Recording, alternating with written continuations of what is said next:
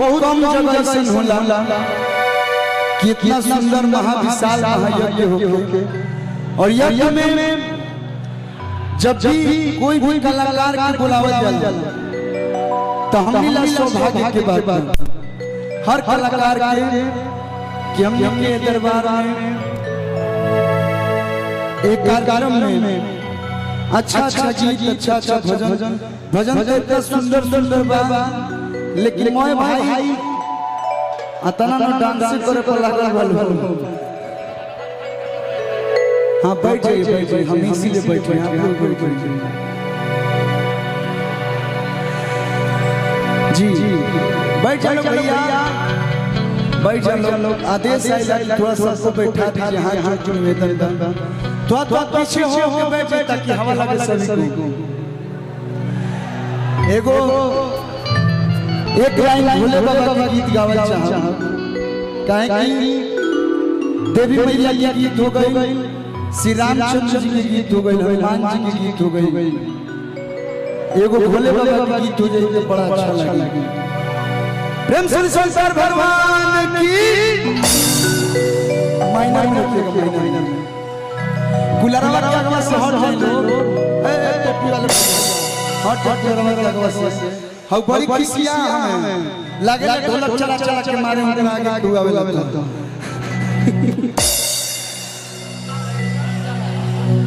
दुख न बहु सतावे और एक के बाद हम फिर से जैसे कि आदेश बा कि शिल्पी राजा के फिर से आगमन हुई हां वहां के सुंदर सुंदर गीत सुनाई अबे बाबा को नहीं पर लगल बोलो का और सही बहुत एडवांस ले ये मेरे अभय बाबा हैं जो आशु बाबा को बहुत प्रेम करते हैं आइए इधर आइए श्री अभय पांडे जी अच्छा आशु बाबा आ जाइए अच्छा भैया आइए दोनों लोग आइए ये इनको पहचानते हैं ना आप लोग ये हमारे बड़े भाई हैं आशु बाबा ये इनके भाई हैं बड़ी परम मित्र हैं अच्छा हो या बुरा दोनों लोग साथ साथ क्राइम करते हैं पंकज बिहारी भैया ये लोग दोनों लोग हमारे भाई को परेशान करते रहते हैं ये दोनों भैया लोग का प्रेम हर कलाकार का तो मेरे से ज्यादा प्रेम है लेकिन अभय बाबा हर कलाकार से बेहद ज्यादा प्रेम करते हैं आज कहीं ना कहीं शिल्पी जी हैं विजय चौहान भैया हैं और भी भोजपुरी के अनगिनत कलाकार हैं जिनका ये प्रोजेक्ट अच्छा प्रोजेक्ट करते हैं और भोजपुरी को मान सम्मान देने में हमेशा 24 घंटा खड़े रहते हैं एक बार हम चाहेंगे दोनों भाई ने जोरदार ताली बजा के आपका स्वागत कर दीजिए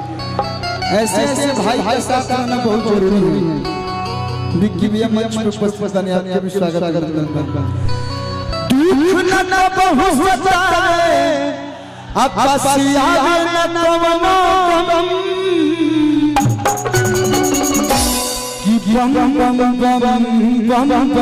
अब आप लोग पूरी बनियापुर साबित कर दलस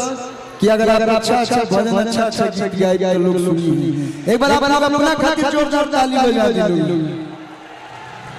तो हम पहले इंग्लिश में गाते हैं भोजपुरी न भाई अच्छा है राम जी हनुमान जी हमारे पीठिए पे बालो मरिए एक कदम सीधे निकल ले धीरे से जय श्री राम जय जय श्री राम कि ना तू थैंक यू अब आइए की तिवारी जी जो देखिए जो हमको आदेश होगा हम आदेश का पालन करेंगे अरे होई अच्छा अभी बोलो नाम बोलो अरे इश्क और प्यार का तो मजा लीजिए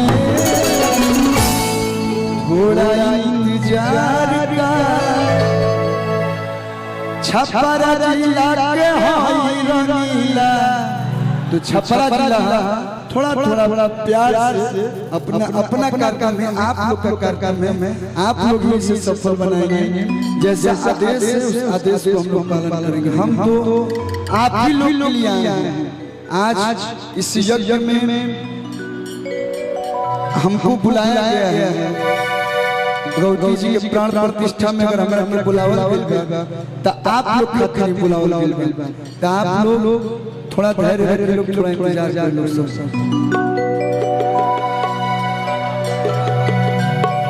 अरविंद